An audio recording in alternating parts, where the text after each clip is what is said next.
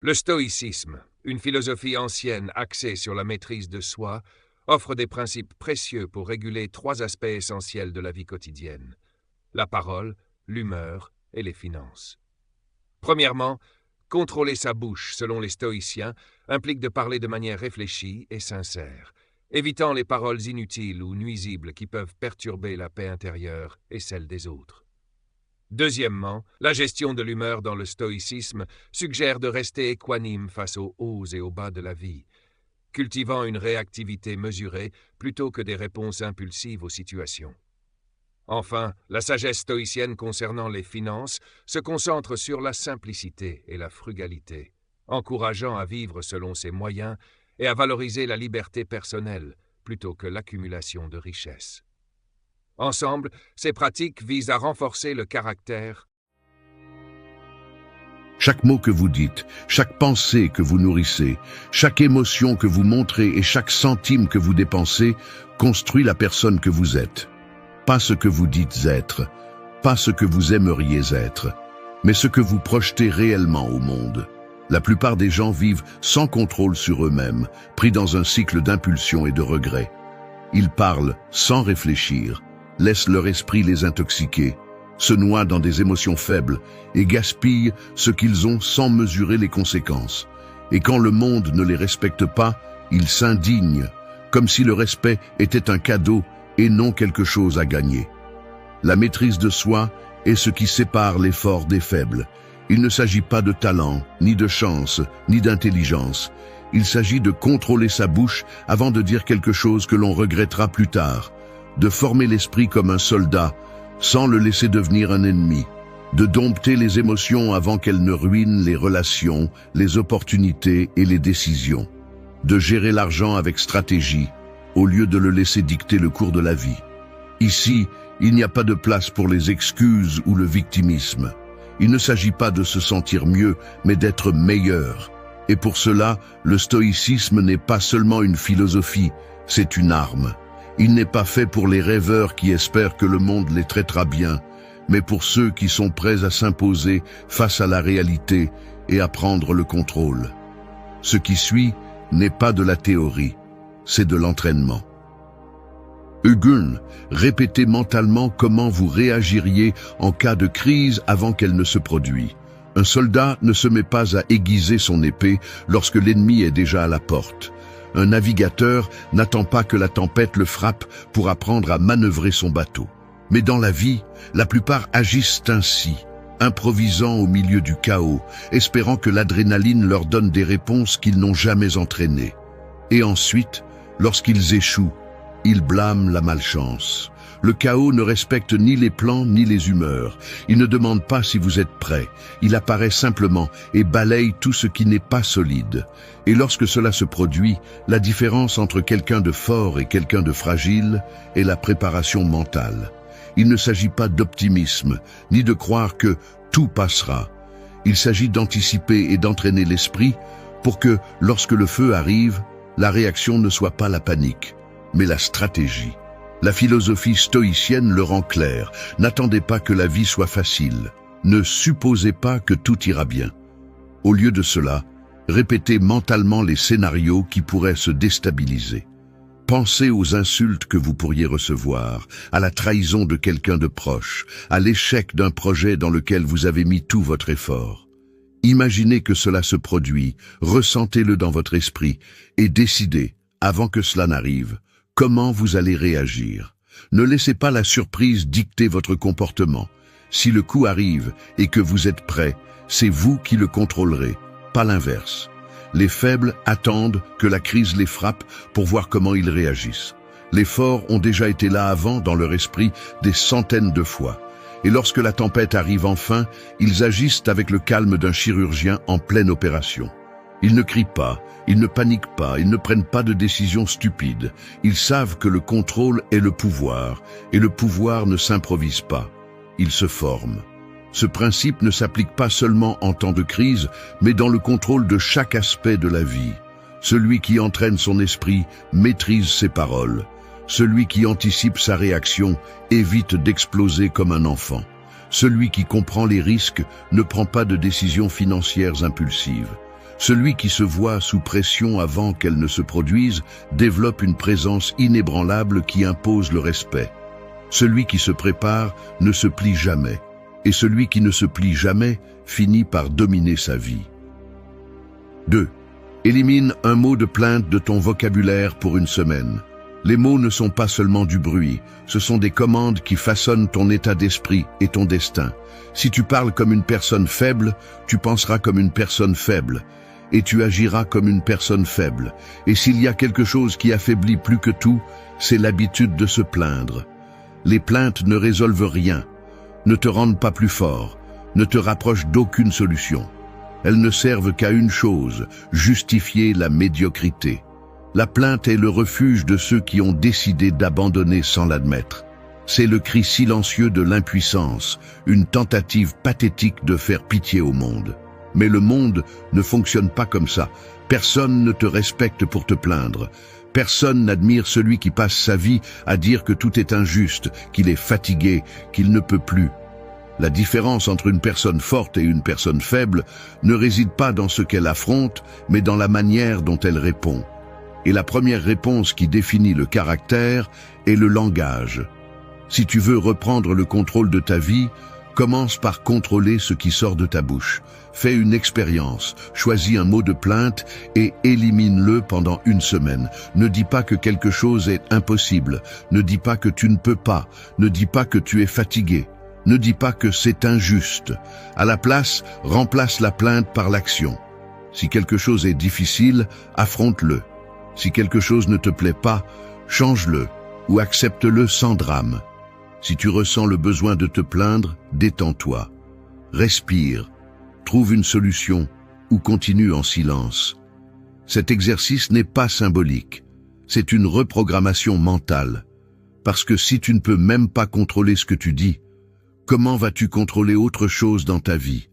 Les mots que tu choisis déterminent le niveau de respect que tu projettes. Parle comme quelqu'un qui est aux commandes, et peu à peu, tu commenceras à vivre comme tel. Les stoïciens le savaient bien. Se plaindre est une perte de temps et d'énergie. Ne gaspille pas de mots sur ce que tu ne peux pas changer. Ne nourris pas ton auto-apitoiement avec des phrases faibles. Parle avec la clarté et la détermination de quelqu'un qui n'a pas besoin de validation. Et observe comment, en changeant ton langage, ton attitude change aussi. Les plaintes sont comme des trous dans la coque d'un bateau. Chacune d'elles permet de diminuer un peu plus ton potentiel. Bouche la fuite, une semaine sans plainte, action en solitaire, et tu verras ce qui se passe quand tu décides que le seul langage autorisé dans ta vie est celui de la force et de la solution. 3. Écris tes soucis sur un papier et déchire-le à la fin de la journée. L'esprit est un champ de bataille. Chaque jour, des milliers de pensées le traversent comme des armées en guerre, certaines utiles, d'autres destructrices, mais la plupart ne sont que du bruit. Si tu ne les contrôles pas, elles te domineront. Elles te paralysent, te drainent de ton énergie, te plongent dans des soucis inutiles. Le pire, c'est que beaucoup d'entre elles ne sont même pas réelles. Ce sont des problèmes amplifiés par ton propre esprit, des scénarios catastrophiques qui n'arrivent jamais, des fantômes qui n'existent que parce que tu leur donnes du pouvoir. Si tu veux maîtriser ton esprit, tu dois apprendre à le vider. Et l'une des méthodes les plus efficaces est d'écrire. Pas dans une tentative poétique de se défouler, pas avec l'intention de le relire plus tard et de se vautrer dans sa propre misère. Écrire pour libérer, pour lâcher prise, pour comprendre que la plupart de ce qui te préoccupe est sans importance. Et ensuite, à la fin de la journée, le détruire. Prends une feuille de papier. Note chaque chose qui te ronge de l'intérieur. Écris-le avec brutalité, sans filtre. L'inquiétude pour l'argent, la dispute avec quelqu'un, l'incertitude sur l'avenir, la colère contenue. Laisse tout sortir. Mais voici la clé. Ne le garde pas, ne l'analyse pas, ne le transforme pas en une collection de plaintes. À la fin de la journée, déchire-le, réduis-le en morceaux, brûle-le si nécessaire.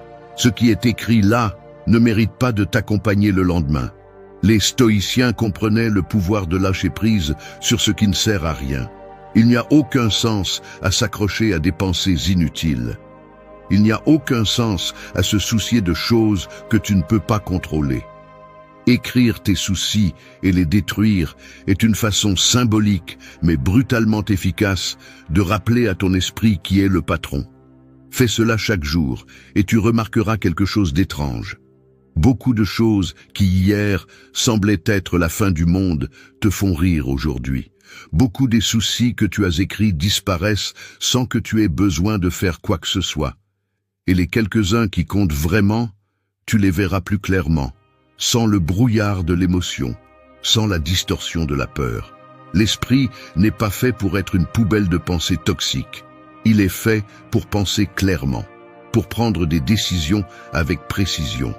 Mais cela n'est possible que lorsque tu lui enlèves le poids mort de l'inquiétude inutile. Ne sous-estime pas cet exercice. Il peut sembler simple, mais c'est l'un des outils les plus puissants pour entraîner ton esprit.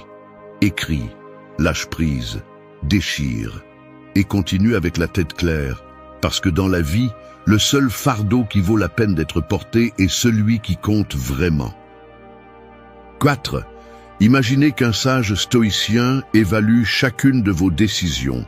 Imaginez ceci, chaque fois que vous parlez, quelqu'un vous écoute. Chaque fois que vous pensez à prendre une décision, quelqu'un observe. Pas un ami, pas un membre de la famille, pas un inconnu dans la rue. Un sage stoïcien, quelqu'un qui ne se laisse pas emporter par des émotions faibles, qui ne cherche pas de validation, qui ne gaspille pas son temps en trivialité. Il est là, sans dire un mot, jugeant en silence chacune de vos actions. Oseriez-vous vous plaindre devant lui? Lui donneriez-vous des excuses sur pourquoi vous n'avez pas fait ce que vous deviez faire? Lui diriez-vous que vous ne pouviez pas contrôler votre caractère, que vous avez dépensé de l'argent en stupidité, que vous vous êtes laissé emporter par l'impulsion du moment? Non, parce que dans son monde, les mots ne valent rien s'ils ne sont pas soutenus par des actes. La plupart des gens vivent sans se remettre en question. Ils agissent par inertie. Ils disent la première chose qui leur vient à l'esprit. Ils dépensent sans réfléchir. Ils réagissent comme des enfants capricieux, comme si leur volonté était la seule loi qui existe. Mais quand vous mettez un filtre, quand vous imaginez que quelqu'un avec une véritable discipline et un autocontrôle vous observe, quelque chose change. Vous arrêtez d'agir comme un idiot impulsif et commencez à mesurer chaque mouvement. Ceci n'est pas un exercice pour prétendre être quelqu'un que vous n'êtes pas. C'est une méthode pour faire ressortir la meilleure version de vous-même. Demandez-vous, à chaque moment clé de la journée, qu'est-ce qu'un véritable stoïcien ferait à ma place? Un véritable stoïcien ne réagit pas avec colère lorsqu'on l'insulte. Il garde son calme et répond intelligemment ou ignore simplement la provocation. Un véritable stoïcien ne gaspille pas son argent en futilité pour impressionner les autres. Il utilise ses ressources avec sagesse, investit dans sa croissance, dans son indépendance. Un véritable stoïcien ne permet pas à ses émotions de le dominer. Il ne laisse pas la peur le paralyser, la colère le pousser à faire des bêtises, la paresse lui voler son temps. Vous avez deux options. Continuez à vivre comme si personne ne vous regardait, justifiant chaque erreur, agissant sans contrôle, ou imaginez que chaque pas que vous faites est observé par quelqu'un qui exige le meilleur de vous. Pas comme une punition, mais comme une norme. Le respect ne se mendie pas, il se gagne. Et pour le gagner, vous devez commencer à agir comme quelqu'un qui le mérite. Pas quand cela vous convient, pas quand vous vous sentez bien, mais toujours. À partir d'aujourd'hui, vivez comme si vous étiez sous le regard d'un sage. Et quand viendra le moment d'évaluer votre vie, assurez-vous que la réponse ne soit pas la honte. 5. En te levant, rappelle-toi que rien ne t'appartient vraiment. Lève-toi, regarde autour de toi, ta maison, tes vêtements, ton argent, même les personnes que tu aimes. Rien de tout cela n'est vraiment à toi. Tout ce que tu as est emprunté au temps, et à tout moment, on peut te le reprendre. C'est la vérité que la plupart préfèrent ignorer, mais plus tôt tu l'accepteras, plus fort tu seras. Le problème de croire que quelque chose t'appartient est que tu deviens faible par peur de le perdre. Tu t'accroches, tu t'obsèdes, et quand tu le perds, parce que tôt ou tard tu le feras, la douleur te déchire. Mais si chaque matin tu te rappelles que rien n'est permanent, tu cesses d'avoir peur. Et quand tu cesses d'avoir peur, tu te libères.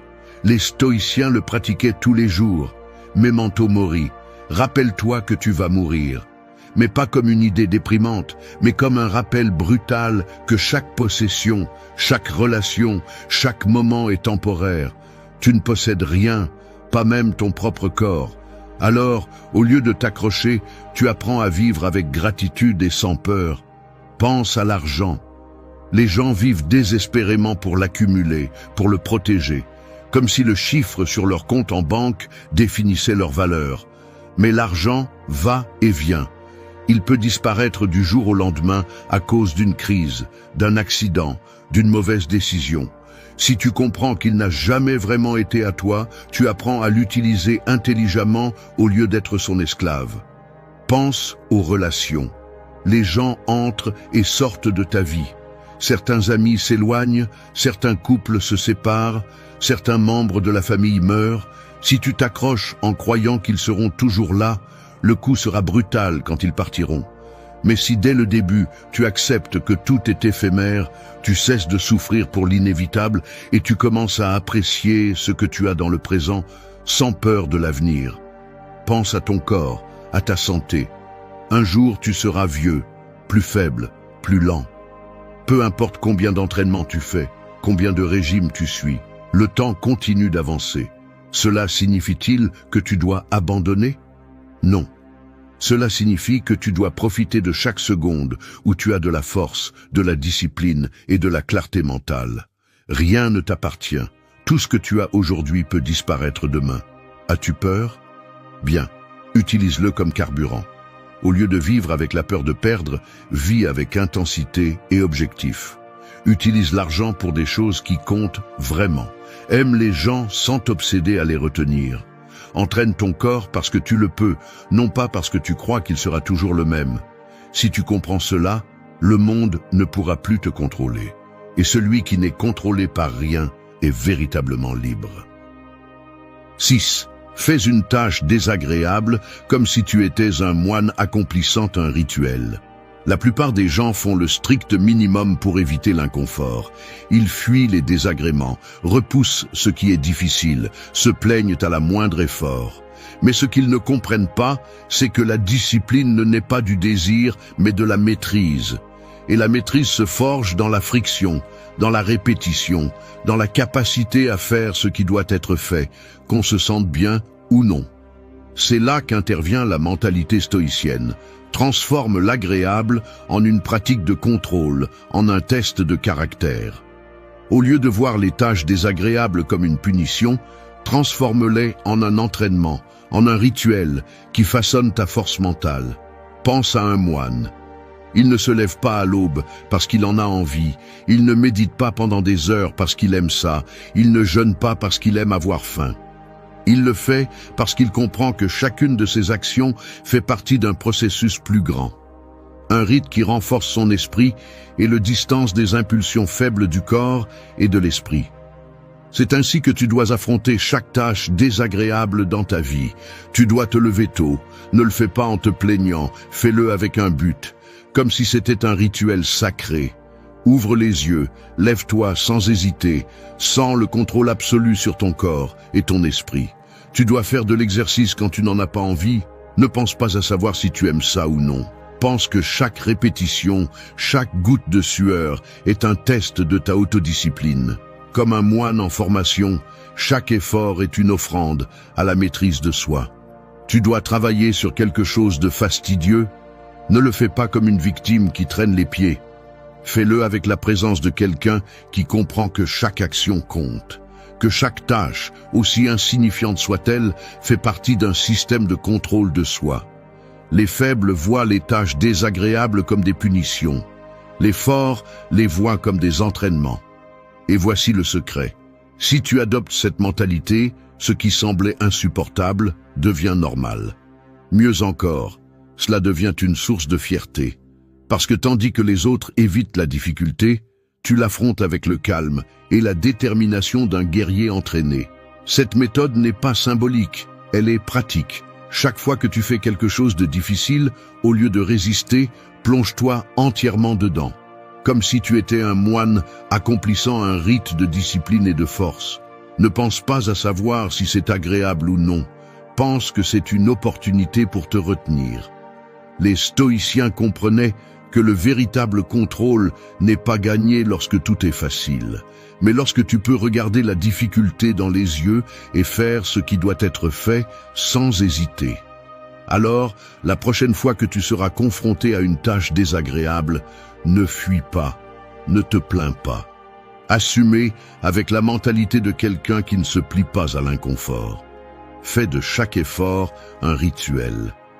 Et quand les autres chercheront des excuses, tu seras trop occupé à renforcer ton caractère. Sept.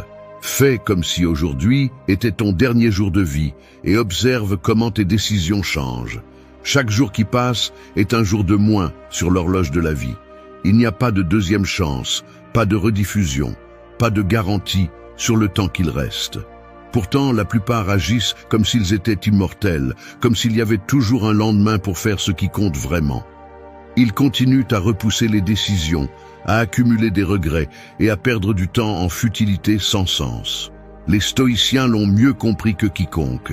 Memento mori, souviens-toi que tu vas mourir. Non pas comme une pensée dépressive, mais comme l'outil le plus puissant pour prendre le contrôle de sa vie. Rien ne renforce plus l'esprit que d'accepter la réalité de la mort et de l'utiliser comme carburant. Car lorsque la mort cesse d'être un concept lointain et devient une certitude tangible, toutes les distractions disparaissent. La fierté devient insignifiante, les rancunes perdent de leur poids, la procrastination cesse d'être une option. En vivant avec la conscience que chaque jour peut être le dernier, les excuses sont éliminées. Il n'y a pas de place pour des plaintes absurdes, ni pour des drames sans sens. L'esprit se concentre sur ce qui vaut vraiment la peine. Avancer, apprendre, renforcer le caractère, faire ce qu'il faut faire sans attendre un moment parfait. L'urgence de vivre remplace le confort de la paresse. La plupart se noient dans des soucis inutiles, accordant de l'importance à des choses qui n'ajoutent rien. Ils sont paralysés par la peur, distraits par des problèmes insignifiants, consumés par des rancunes qui ne mènent nulle part. Mais celui qui comprend la brièveté de la vie agit avec détermination. Il ne gaspille pas d'énergie sur ce qu'il ne peut pas contrôler. Il ne se laisse pas emporter par des émotions faibles. Il ne gaspille pas d'opportunités. Vivre avec l'idée que ce pourrait être le dernier jour transforme chaque décision. On cesse d'attendre l'approbation des autres. On cesse d'avoir peur de l'échec. On abandonne le désir de se conformer à des normes vides. La vie est vécue avec intensité, avec direction, avec un but. Memento mori n'est pas seulement une phrase, c'est un principe qui filtre ce qui est inutile et renforce ce qui compte. Celui qui le pratique ne perd pas de temps en plaintes ni en excuses. Il ne se laisse pas dominer par la peur. Il ne repousse pas ce qu'il doit faire. Il vit avec la clarté que chaque seconde compte et agit en conséquence. Le temps ne prévient pas quand il se termine. La différence entre ceux qui laissent une empreinte et ceux qui disparaissent sans laisser de traces réside dans qui comprend cette vérité et l'utilise à son avantage. 8. Dors sur le sol. Une nuit pour te rappeler que tu peux t'adapter à tout. Le confort est un piège. Plus on en profite, plus la vie sans lui devient difficile. Le confort ramollit le corps, affaiblit l'esprit et érode le caractère. Celui qui n'a connu que la chaleur d'un lit et la sécurité d'une routine sans surprise devient esclave de la peur de l'inconfort. Les stoïciens comprenaient que la seule façon d'être vraiment fort était de s'exposer à l'adversité avant que la vie ne l'impose. Ils n'attendaient pas la pénurie pour apprendre à vivre avec peu, ni la crise pour entraîner la résistance. Ils pratiquaient la dureté, volontairement, pour que lorsque le véritable coup arrive, ils ne soient pas trouvés faibles. Dormir sur le sol une nuit n'est pas un sacrifice, c'est un entraînement. Le corps protestera. Il ressentira la dureté du sol, le manque d'abri, le choc contre l'absence de confort. L'esprit s'excusera, essaiera de convaincre qu'il n'y a pas besoin de le faire, que le lit est là, disponible, en attente. Mais c'est précisément ce test qui forge le caractère. Résister à l'envie de céder est le véritable exercice. La capacité d'adaptation est ce qui sépare les forts des fragiles. Celui qui dépend du confort, du luxe, de la routine établie, vit dans la peur de le perdre. Mais celui qui sait qu'il peut dormir sur le sol et se lever le lendemain avec la même détermination comprend que la véritable force ne vient pas de l'extérieur, mais de l'esprit. Dans un monde où tout le monde cherche à éviter le moindre malaise, être capable de supporter l'inconfort sans se briser est un avantage brutal. Rien dans cette vie n'est garanti, ni la stabilité économique, ni la sécurité d'un foyer, ni la certitude de l'avenir. Celui qui n'est pas préparé à perdre ce qu'il a vit avec l'anxiété que tout peut s'effondrer à tout moment. En revanche, celui qui a appris à supporter la dureté de l'essentiel marche sans peur. Cet exercice n'est pas symbolique, c'est un véritable test. Dormir sur le sol une nuit signifie sortir de la bulle de confort, observer la réaction du corps, affronter la résistance de l'esprit et prendre le contrôle. Le lendemain, après l'avoir surmonté, le changement est évident. L'esprit se tient, la dépendance au confort se réduit et la confiance en sa propre résistance se renforce.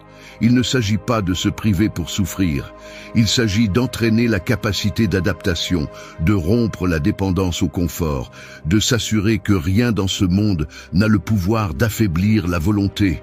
La force naît dans l'inconfort, et seul celui qui le maîtrise peut se déplacer dans la vie avec une véritable liberté. 9. Écris une lettre d'adieu à ta version actuelle et lis-la dans un an. La personne que tu es aujourd'hui ne devrait pas être la même dans un an. Rester le même signifie que tu as stagné, que tu as gaspillé 365 jours en excuses et en manque d'action.